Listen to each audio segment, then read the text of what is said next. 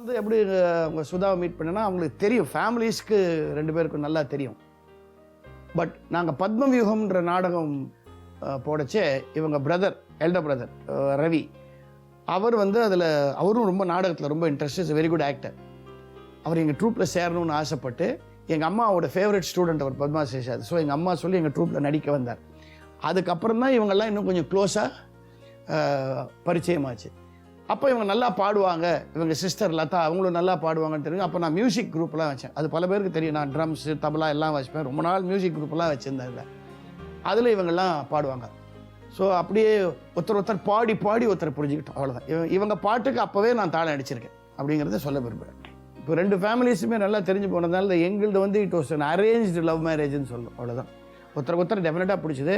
அவங்க அந்த காலத்தில் இப்போ சொல்ல மாட்டாங்க அது, பட் அந்த காலத்தில் எனக்கு பெரிய ஃபேன், என்னோட ட்ராமா நடிப்புக்கு பெரிய ஃபேன். என் ட்ராமாஸ் எல்லாம் ரெகுலராக வந்து பார்ப்பாங்க. ஸோ அவங்க மனசில் இருந்திருக்கு. இந்த ஃபேமிலியோ எங்களோட குரூப்பில் பாடும்போது எனக்கும் அந்த மனசில் இந்த எண்ணம் இருந்தது. ஸோ நாங்கள் பிஃபோர் வி டிசைடட், எங்கள் பேரண்ட்ஸ் 2 பேரும் டிசைட் பண்ணிட்டாங்க. இல்லை நான் 17 வயசு தான் எனக்கு கல்யாணம் பண்ணுச்சேன். அதனால் எனக்கு எது கரெக்டு எது தப்புன்னே தெரியாத வயசில் தான் இருந்தேன். தப்புன்னு தெரியுதா? இல்லையா? அதுக்கு சொல்லலை. பட் ரொம்ப சின்ன வயசில் கல்யாணம் பண்ணுது ஒரு விதத்தில் நல்லது. ஏன்னா நிறைய அட்ஜஸ்ட்மெண்ட் ஆங்கிள்ஸ் வந்துடுது அந்த மாதிரி கல்யாணம். பட் எங்கள் பேரண்ட்ஸ் தான் முதல்ல அவங்களுக்குள்ளே பேசி டிசைட் பண்ணாங்க. அது நல்லா ஞாபகம் இருக்குது எனக்கு. ஒரு தடவை ஈவினிங் வந்து நான் சாஸ்திரி பவனில் இருந்தபோது எனக்கு இன்னும் நல்லா ஞாபகம் இருக்குது. என்னை வந்து ஈவினிங் என்னடா பண்ணுற, வெளில போய் இங்கே சினிமாவுக்கு போனேன் எங்கள் அப்பாவே சொல்லி நம்பிச்சார் ஃப்ரெண்ட்ஸோட. அப்போ இவங்க அப்பா அம்மாலாம் வந்து பேசி நான் வரும்போது இந்த மாதிரி டிசைட் ஆகிருக்கு அப்படின்ற அளவுக்கு சொன்னாங்க. பட் இட் வாஸ், அது என்ன சொல்லுவாங்க, அது இட் வாஸ் இந்த ஏர்னுவாங்களே, காற்றுல அது அந்த செய்தி மிதந்துகிட்டே தான் இருந்தது, எப்படி நாங்கள் we are going to get மேரிடுங்கிறது. பட் ரொம்ப யங் ஏஜ். அப்போ என் ஃப்ரெண்ட்ஸ் எல்லாம் எனக்கு அப்போ பேர் வச்சு, என்னடா நீ குழந்தை பிடிக்கிறவனாடா நீன்னு கேட்பாங்க என்ன. ஏன்னா 17-18 வயசு தான் அவன் கல்யாணம் ஆகும்போது, எனக்கு அப்போ 25 வயசு. Lot of difference. பட் இந்த காலத்தில் இருக்கிறவங்களுக்கு அது சொல்ல விரும்புகிறேன், வயசு வித்தியாசங்கள் இருந்தாலும் கருத்து வேறுபாடுகள் இல்லாமல் இருக்க முடியாது. எந்த 2 மனுஷனும் ஒன்றா ஒரே நாங்கள் 2 பேரும் ஒரே சிங்கில் இருந்தோன்னு யாராவது வந்து ஹஸ்பண்ட் அண்ட் ஒய்ஃப் சொன்னான்னா கண்டிப்பாக போய் அடுத்த நாள் டைவோர்ஸ் ஆக போகிறதுன்னு அர்த்தம், வேறு ஒன்றும் கிடையாது.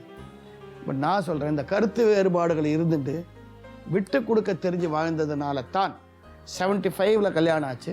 இப்போ எந்த வருஷம்? we are entering the 42nd year of our marriage. அது இந்த காலத்து யங்ஸ்டர்ஸ் ரொம்ப ஈஸியாக விட்டு கொடுத்துட்றாங்க. 2 சின்ன விஷயங்கள் ஒருத்தருக்கு ஒத்து போலேன்னா we live செப்பரேட்லின்றாங்க, இல்லை டைவோர்ஸுக்கு போய்ட்றாங்க. ரொம்ப ஈஸியாக இருக்குது அது வந்து.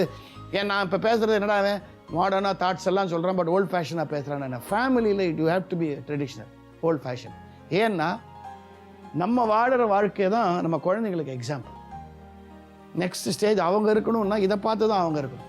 இப்போ எனக்கு என்ன, நாங்கள் சண்டை போட்டதில்ல, நிறைய போட்டிருக்கோம், வெறித்தனமெல்லாம் போட்டிருக்கோம். பட் ஸ்டில் எனக்கு தெரியும் தட் சுதாவை விட்டா எனக்கு வேறு கதி கிடையாதுன்னு. அண்ட் ஓரளவுக்கு அவங்களுக்கும் தெரியும் வைஜியை விட்டா வேறு கதி. அந்த ஒரு அண்டர்ஸ்டாண்டிங் பேஸ் வந்தது காரணம் அந்த சின்ன வயசு கல்யாணத்தினால தான். I think that's what you trying to say. நிச்சயதார்த்தத்துக்கு ஒரு சிறப்பு விருந்தினராக வந்து ஃபங்க்ஷன் முழுக்க இருந்தவங்க யாருன்னு பார்த்தீங்கன்னா ஜெயலலிதா. அன்னைக்கு நடந்த நிறைய சுவாரஸ்யமான விஷயங்களை ரொம்ப அழகாக நம்மளோட ஷேர் பண்ணியிருக்காங்க. வாங்க பார்க்கலாம். புதினா போண்டா. தேவையான பொருட்கள்: புதினா 1 கட்டு, பாசிப்பருப்பு 100 கிராம், துவரம் பருப்பு 50 கிராம், உளுத்தம் பருப்பு 2 தேக்கரண்டி, கடலை பருப்பு 2 தேக்கரண்டி, பச்சை மிளகாய் 2, இஞ்சி சிறு துண்டு, தேங்காய் துருவல் 1 கப், சீரகம் 1 தேக்கரண்டி, எண்ணெய் தேவையான அளவு, உப்பு தேவையான அளவு.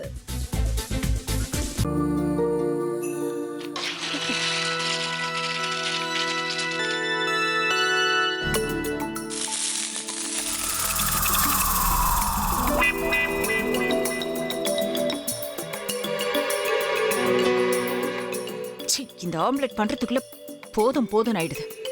தவையோட ஒட்டிக்குது.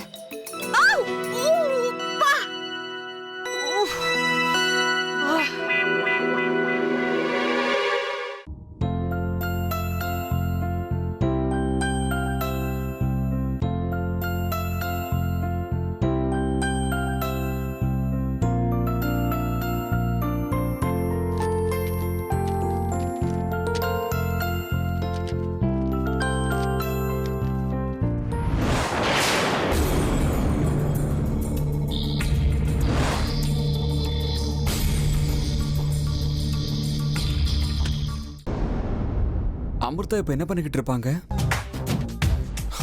நாளைக்கு எல்லாரும் சேர்ந்து அவங்க வீட்டுல பொண்ணு கேட்கறதுக்காக போறோம். என்ன மாதிரி அவங்களும் ரொம்ப எக்ஸைட்டா இருப்பாங்களோ? அதான் ஃபோன் நம்பர் இருக்கே, ஃபோன் பண்ணி கேட்டுடலாம்.